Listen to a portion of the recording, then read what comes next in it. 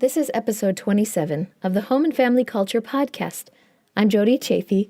In this episode, I interviewed Jeanie Cisco-Meth.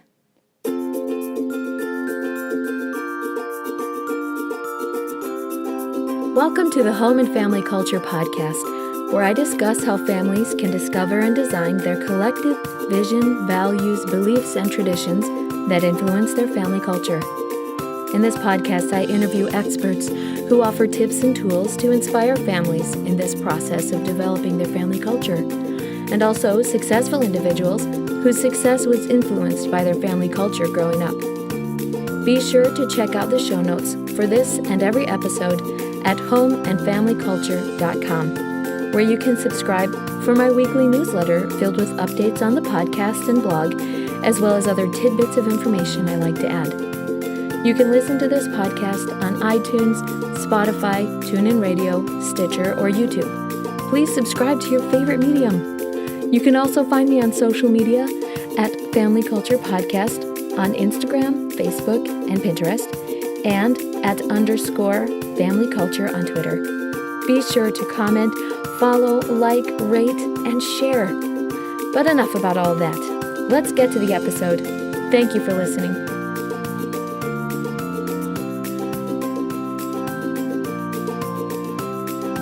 Two-time best-selling author, professional speaker, experienced educator, and parent, Jeanie Cisco-Meth shares her scientifically proven system for improving communication and decreasing conflict. She has written articles for many magazines, been quoted in Forbes, and is a contributor for The Blaze. She has been a guest on radio stations across the country and locally on KSL. She has been seen on television on ABC4, Free Speech TV, and others. Welcome, Jeanie. So glad to have you. Thank you. And so you've mentioned in other platforms that you teach. You're a professor out in Utah?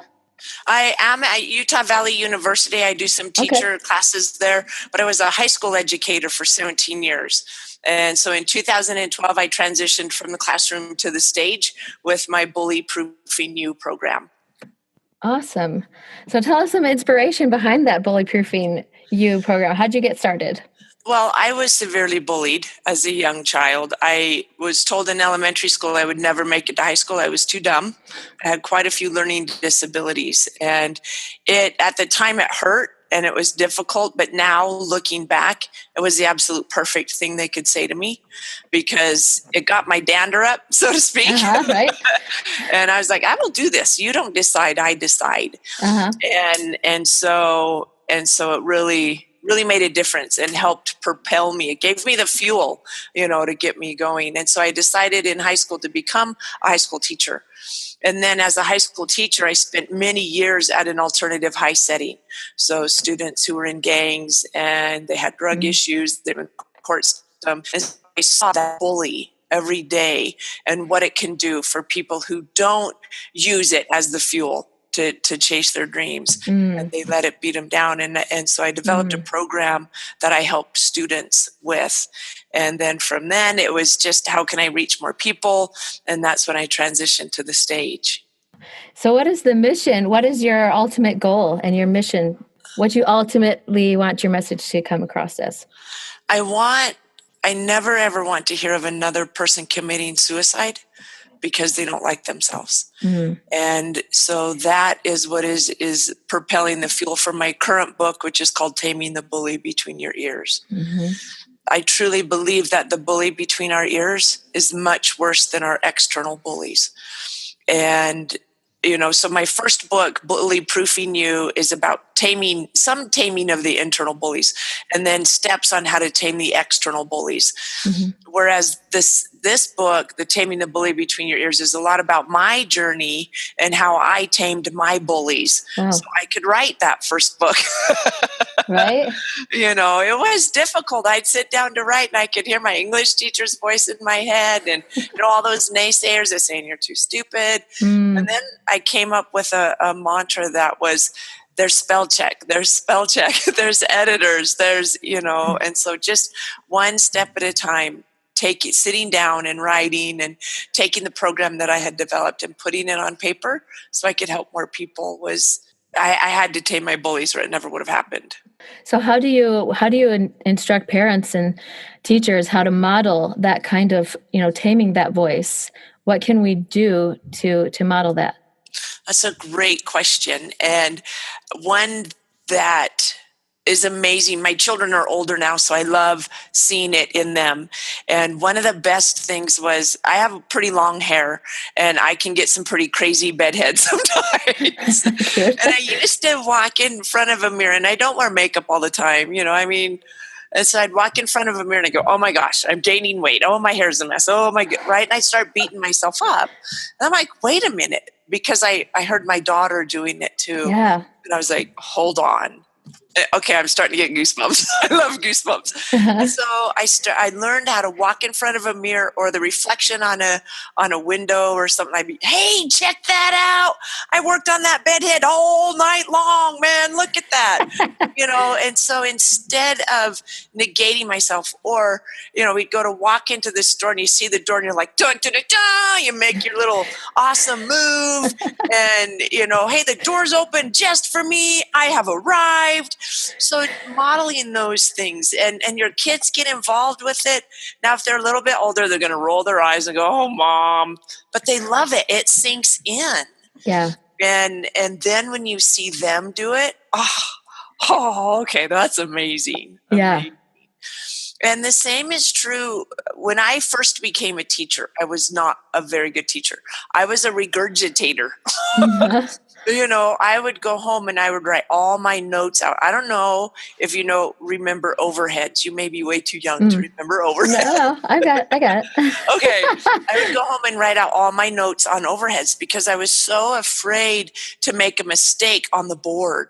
And a student would ask a question. It would be a great question, but I'd be afraid to answer it because I didn't want to write on the board. And finally, about my third year of teaching, I'm like, hey, I got a confession to make. I can't spell. I have dyslexia, not only visual, but auditory dyslexia. And so when I ask you to repeat something, it's not because you said anything wrong. It's just it got garbled in my head. And I'm going to write things on the board that are wrong sometimes, and we're just going to keep moving forward. That's when I started becoming a teacher. Wow. Was when I became real. And I said, hey, you know what? I got issues too. And then I was human. And that's when I started becoming a teacher. Wow. And I'm sure that authenticity really resonated with kids going, whoa, she probably struggles with the same things I do. Yeah. And yet here she is in front of us and has graduated, has gone through college, or, whatever it is their goals may be, they look at you and go, that's amazing. Then you become their hero. Yeah. Thank you. Yeah, it did make me more real. And I think that's part of the reason that I still have students. I haven't taught since 2012 in the classroom, but I'm still close with them. In fact, I just went to dinner with one of my former students the other night. They're on Facebook. They comment, and I've started doing Facebook Lives, and my students jump on and they're like, we miss you so much. We love you. And I think it really does go back to what you were just saying. I became human. Mm-hmm. Plus the fact that I swore once in a while, which I'm trying really hard not to. That's funny. And but that's where my students were. My students, they swore. That was life, and they have issues. Mm-hmm. They're taking drugs to self-medicate. Not, because everybody around them was. Yeah. But so to be able to come in and say, hey, I have issues too. I have a potty mouth sometimes and I can't spell, but guess what? We've got a dictionary and we've got spell check. I didn't always have spell check on my whiteboard, but we always had a dictionary, things like that. So I could teach them the tools overcoming their obstacles instead of trying to say, there are no obstacles. We ignore obstacles. Yeah. No, we face our obstacles and move through them. Yeah. When you can show your students that, hey, I have issues too. I have bedhead in the morning. I have, I'd run into them in the grocery store and they'd be like, Jeanie, and so you're human. And when you show that to people, I think they know that's real. Yeah. They know that's authentic. So what are some tools and tips for teaching kids these coping skills? Because that's what it sounds like to me, is like you are teaching and modeling for them how to cope with these challenges and what some may label as failure or potential failure or things like that, that it's like, that's okay. It's okay to be imperfect because nobody's perfect. And so I think that sounds like a coping mechanism for me, to me, that yes, we're imperfect. Yes, we have flaws. Yes, we have challenges, but let me model for you how to cope with it. Mm-hmm. So, Absolutely. So what are some other coping tools that you can suggest? So one of the best things is, if you're a parent, if you have children, I know that's a big worry. Is my child being bullied? And so one of the best things that I learned from Jim Fay and Foster Cline, Love and Logic, I got quite a bit of knowledge. My book is a compilation of all of my learning to become a better teacher and a better parent. Mm-hmm. And I got quite a bit of knowledge from Love and Logic. And one of their lines that they taught me that I use still is, when your child or your student comes in and says, Sally called me, and says a name, fat, ugly, whatever, mm-hmm. It's all there, right? Stupid. The line is, aren't you glad I don't believe that? Aren't you glad I don't believe that? Because what happens is your child comes in and says, oh, so-and-so bullied me. Oh, no, honey, you're so smart. You're beautiful. You're intelligent. And as a parent, you want to, assuage that fear. But the problem is subconsciously, the child is going, whoa, mom just spent 5 minutes telling me I'm beautiful. I must be a huge wreck. Right. They don't think of they have a choice. Whereas when you say, aren't you glad I don't believe that? That triggers in them the response of, wait, I have a choice? Right. You mean I can decide what I believe? And I do an activity in many of my youth group presentations and school trainings. I do them all over the country, where we do an exercise that drives that home very, very poignantly. How you decide what labels get stuck to you, not someone else. So aren't you glad I don't believe that? And then just let it go. When I first started using it, I would have to walk out of the room because my natural instinct, the first time I used it, I would say, aren't you glad I don't believe that? And then I'd launch into, you're so beautiful, you're incredible, you're smart. And then it would negate it. Right. So then I would say, aren't you glad I don't believe that? And then I'd leave the room. Or just give him a hug or something. Right, Just keep your mouth. Just zip it. and watch your child. You'll see it. Your child's, you can see when somebody's thinking. They'll be like, oh, wait a minute. You mean I decide? Right? Yeah, you decide. That reminds me a lot of the Max Lucado book, The You Are Special. Have you seen that one? I haven't read that one, huh? Oh, it's so good. It's so good because it's like that, where it's these, so it's about these wooden people called Wemmicks, and they just go around sticking stars on the other people who are good, do something good, or dots when they do something that they interpret as bad. And so the main character, he met somebody who didn't have any dots or stars on her, and she said, "What do you do? How do you not have any dots or stickers?" And some people would give her dots because she didn't have any stars. And some people would give her stars because she didn't have any dots. And so it was all predicated, though, on these other people's opinions, right? Yeah. Well, this person that he met that didn't have any dots or stars, she said, well, I go meet the maker every day, and he tells me that I'm special and that I don't have to listen to what those other Wemmicks say. Oh, and so it's a really beautiful story and then he goes and meets the maker, and that created, carved all these wooden people, and he said, well, all that matters is what I think of you. And I think you're special. And he's like, whoa, the maker thinks I'm special. And then a dot falls off, And so it's almost like, what you're saying, and learning how to go, well, I have a choice of whether or not to believe these things. Then you can imagine that those labels and things just falling off, and that what really is inherent about you is what's really important and what's really special.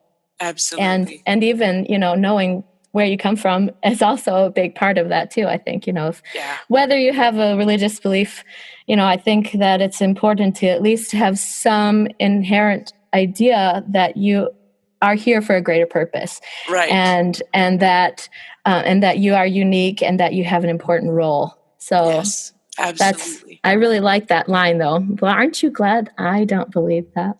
Yeah. That's great to teach our kids that concept. You can choose. Yes, absolutely. Yeah. The first 3 chapters of my book deal with, I love myself. You know, that the tagline from my book is improving confidence and personal value from the inside out. Because when I believe in me, it doesn't matter if somebody tries to stick something on me. I don't believe it. Like you're saying, it falls off. Yeah. And so that's so important. That foundation, I use a pyramid as part of my brand. And that foundation is personal value. When I believe in me, when I love me, then it works. When I'm on stage, a lot of times I'll say, how do you like my purple dress? And I won't have a purple dress on. And it's so funny because they'll look at me like, what? And I'm like, exactly. When you know you have a red dress on and someone calls it purple, it doesn't matter. You know that it's red. Yeah. They're the ones that are confused, not you. And it's the same with when I believe I'm smart, when I believe I'm special, and someone tells me I'm not, they're the ones that are confused, not me. The biggest thing to remember is that hurt people hurt people. Yeah.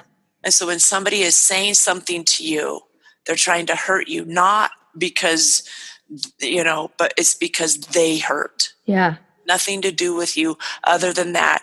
They want to bring you down. They want to make you hurt because they hurt. Yeah. My mom used to tell me people who are a problem have a problem. Mm-hmm. I remember that stuck with me once since I was a kid. That, oh, really? And so it kind of gives you a little bit of empathy, maybe, to think maybe they have a problem too. Yeah, absolutely. And that's what the second part of my book has to do with. Why do people bully? And it gives a perspective shift to hurt people hurt people. Mm-hmm. And so in the midst of somebody attacking you or somebody saying something to you, if you can tame your own bullies in your head and remember that hurt people and love them, love the people, love them, show them love and respect. And then it goes through some very, in the other part of the book, it goes through some very specific planned responses that you can use so that you can stop the bullying attack, but you don't attack the other person. Mm-hmm. So many programs have to do with attacking the other person and putting the other person in their place. No. Yeah. Or give as good as you get, right? No, give love, love. That person is hurting. And you need to remember they're hurting. And so it goes through the best one. I don't know how much more time we have. Do we have time for me to tell you quick? Yeah. Okay, perfect. Yeah. So one scenario that I talk about in the book, and it's written for high school, middle, high, and high school students. So most of the scenarios have to do with school. But you can obviously switch the scenarios any way you want. So let's say you get to school and you're walking into the school building and somebody tells you your outfit, that's the stupidest outfit I've ever seen. I've had that happen to me before. I grew up on a dairy farm and then I moved to the city and I still liked my overalls. Nice. So you walk into school and like, that's the stupidest outfit I've ever seen. First of all, you got to remember, hey, I like this. This is what I'm wearing. Hurt people hurt people. And so then you ask a question because we're raised to answer questions, right? Mm-hmm. So you can say, hey, what time did you get to school today? Because when somebody is hurting, they're reacting, they're in their reactive brain, the reptilian brain, their brainstem. There's a whole bunch of names for it, but they're not thinking. Yeah. They're not in their thinking brain. When you ask them a question, they move into their right mind, so to speak, their thinking brain. So they go from pain and hurt to focusing on, well, what time did I get here? Mm-hmm. Right? Or you can ask them, hey, what's your first class? Or what's your favorite class? Or, what's for lunch today? But it shifts. You can use it kind of like NLP. Tony Robbins talks a lot about that pattern interrupt. And so by asking that question, it's a pattern interrupt for them. And it bumps them off of, I'm going to hurt somebody, which is not a conscious thought. It's absolutely subconscious. But it bumps them into thinking, and then they're like, oh, and it will move them. And so my book goes through very specific steps on how to do that, because you have to get up to that stage. You know, when emotion is high, intelligence is low. Mm-hmm. Have you ever had somebody say something to you and then like 2 hours later you come up with a response? Right. Right? Huh, yeah. Yeah. I get it now. Yeah. Because in that moment, you're emotional. You feel that emotion come up, your brain shuts off, you go into your fight or flight, and you can't think. Yeah. And so you need some preparation time to learn how to be able to see the attack coming, stop, stay in your brain and process things, and still allow the emotion to pass through. And so my book takes you through those steps and how to gradually build up to that. Wow. Yeah, that sounds like a powerful tool to learn. Awesome. So what can parents do, number one, if they recognize, well, let me go back. How can parents recognize if their kids are being bullied? If they are hurting other people, if they are saying bad things about themselves, if you have a pet and they're starting to be mean to the pet, that is an indicator.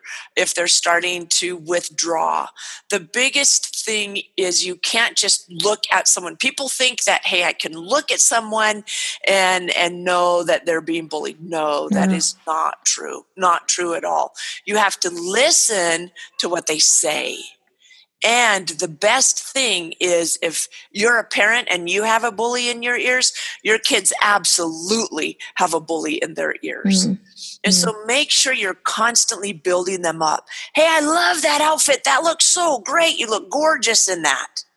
Right? Or, wow, I really like the way you did your hair today. Or, wow, great job on your makeup. Or, you know, obviously your son may not wear makeup. Maybe he does. But anyways, I had to stop and think for, you know. But, hey, you know what? I heard you went to basketball practice today. Great job. Or, hey, you got up on time today. Amazing. Nice job. So look for times to build your kids up. Hey, you brushed your teeth last night. Thank you so much. Most humans, in fact, 98.99% are immediately, we're always trained to look for fault. That's our survival brain. So we see what's wrong. But then if you can train yourself to see what's right, and you can walk in the door after work and you see, you know, your kid's coat and your kid's backpack and shoes kicked off, and you go, oh man, okay, I'm getting goosebumps. Oh man, my kids are home. I'm so glad my kids are home. Kids, I'm home. Come give me a hug. Right? Right. Instead of, whose coat is this? Why is this backpack here? Pick up, right? Yeah. Because then it's, mom's home. Okay, I'm getting goosebumps again. Mom's home. I'm so excited. Mom's home. And then you get a hug and you love on them and you find out what's going on. And then you say, oh, hey, since you're up here, could you put your backpack and your shoes away? Yeah. Thank you so much. I appreciate you helping me keep our house in order, because it's our house and we live here and it's our responsibility. When my son, he's 19 now, but when my son was young, it still is true because he moved back home because of a basketball injury. He's 6'9", so wow. he got his story again. But it was to take out the trash, and he's about 8.5, and he's like, Mom, I hate taking out the trash. I'm like, but buddy, if you didn't take out the trash, we would be buried in trash. Oh, we'd be buried in trash. I hate trash. And they start running around. I get a little crazy. I'm a very animated person. And my son's laughing. He's like, you're so weird, Mom. And then he takes out the trash, right? Well, humor diffuses so much stress, I think. It's such a great tool. Absolutely. That has been my drug of choice. Humor. Nice. Humor and just making fun and enjoying life. That's so awesome. So how can we recognize if our kids are being bullies? So if you are afraid your child is a bully, your child's not a bully. Okay. Because hurt people. And the question to ask is to look at yourself as the parent. Okay. Are you a bully? Are you hurting? If you are, then your child probably is too.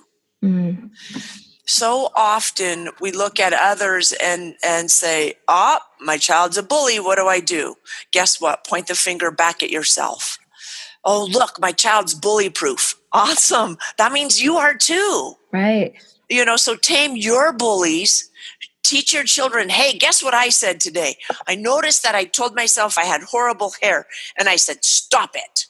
I am beautiful. I am powerful. I am magnificent. So let your children see how you cope with those things. Yeah.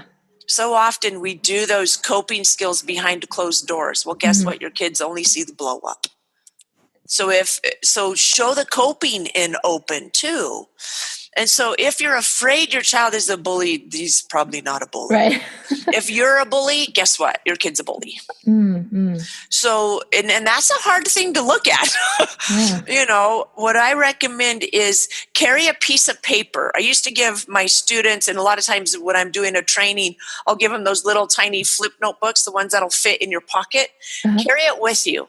And every day, pick a time. I usually set it on I have a watch that'll beep every hour. And when that beep goes off, what am I thinking? I write it down. What am I thinking? I write it down. And then at the end of the day, I look, how many of them were negative and how many of them were positive? And sometimes they'll be like, I need to go to the grocery store. Right. But sometimes it's, oh my gosh, you just screwed up. I can't believe you did that. You're so stupid. Whoa, I'm glad I caught that one. Wow. Right? Yeah. And then at the end of the day, journal and write, okay, what was positive? What was negative? And if your negative is outweighing your positive, your kids are struggling because you're struggling. So start shifting that so you have many, many more positive than you do negative. That's awesome. I like the idea of disrupting the day and going, like you said, the Tony Robbins thing. And that's another one about learning to change your habits, is that there's a trigger and then a behavior and then a reward. Well, if you notice the trigger, then you can change the behavior and still get a reward somehow, And so Absolutely. It's like, you have to be able to catch it, though. You have to be able to catch that trigger and what it is. And I love that idea of being able to keep track of how many times your internal dialogue and what is going on. That's a big deal. And I love that what you said too about that if we are struggling, then our kids are struggling. And because so many people, I think, I've almost finished with reading this book called The Awakened Family. And that's all about, being present and being able to, and a lot of what she says is, if you notice something in your child, then you need to examine yourself. Yeah. And so, because it's true. We model for our kids what is normal. Yeah. And so it's like, well, we need to examine that, what is normal, and decide whether that's really okay or not, Right. or what we can work on to improve the situation. Right. So many times people think that, or they know negative comments are bad, and so they don't remember them. So by keeping track, you realize, oh wait, that was a negative thought. Whereas if you just try to, at the end of the day, go back and journal, you've probably erased your negative comments from your mind, or they've moved into your subconscious. They're still there, but they're not conscious anymore. So by capturing them during the day, at the end of the day, you can go, oh my goodness, you get a much better picture. Yeah. And that's you want to catch it before it becomes your subconscious, because then when they become like a part of you, I think, so many times we learn things. I'm like, well, I'm not going to remember that. But if I've processed it, it actually becomes a part of who I am. And so, and that goes both ways, both negative and positive. So that's fascinating. The other thing, you asked, how do parents know? Listen to your kids' music. Now, a lot of parents, I know in my house, we used to have our kids wear headphones, because I'd be working in my office or whatever, and a blast of music would go by and it would disturb me.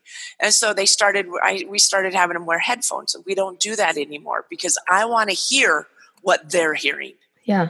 So much music is angry and, horrible treatment of women, horrible treatment of men. So listen to your kids' music and find out what, I have a friend who lets her 9-year-old son play M games, and I totally disagree with that. I disagree, and then she comes to me and says, I don't understand why my son's so violent. Really? You don't?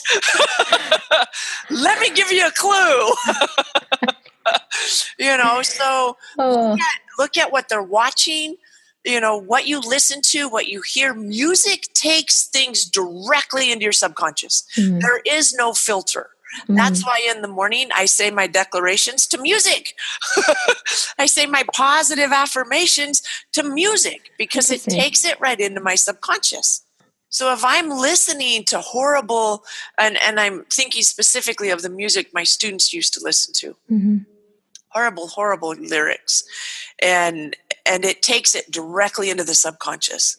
And then if you're listening to lyrics that talk about drug use, if you're listening to lyrics about killing people, if you're listening to lyrics about being a bully, it doesn't call it a bully, it calls it a gangsta, right?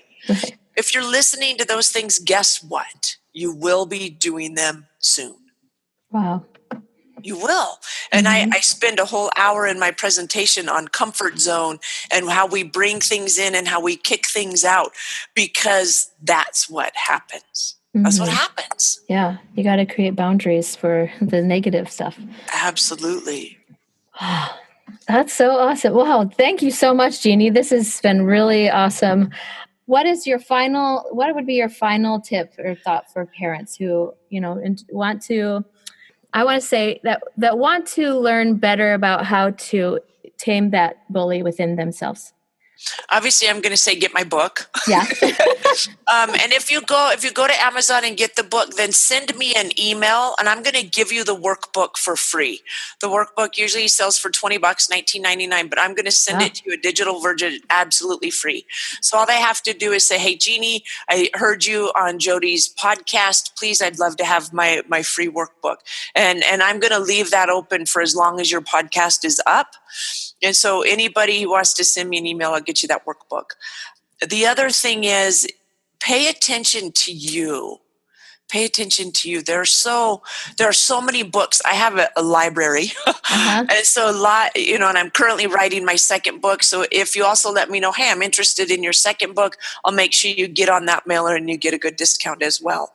But there's so many books. My library is full of them. And what's one that you would put at the top of your list? The Bible. Okay. Yes. Absolutely, the Bible. I think another one is Tony Robbins' Awaken the Giant Within. Absolutely love that one. Another one, Napoleon Hill's Think and Grow Rich. Okay. The key word being think. There's so many. Jim Rohn, Dennis Waitley.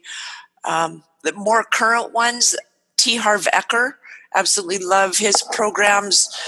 Johnny Cass is someone I'm working with right now. He's a mentor of mine for NLP, that neuro-linguistic programming. Okay. So there, another coach of mine is Bridget Cook. She's helping me with my writing. She is a master in the writing. So there's so many books and people. So the excuse of, well, where do I turn? That's get on Google. Right. Type it in and it'll come up. Yeah. Google it. It's there. There's so much there. Yeah. Just pick one. Yeah. Pick one. Sometimes you feel overwhelmed. And it's like, just pick one. Right. Exactly. And it might resonate with you. It might not, but it might lead you to something else that will serve you. Good point. If I used to think that if I picked up a book, I had to finish it. Now I don't anymore. I pick it up. If it doesn't resonate with me, it's okay. That's just not my book. I pick up another one. And so, pick up a book. If it resonates with you, awesome. Keep reading it. 2 or 3 times a year, I will read a book that does not resonate with me just because I want to see how other people think.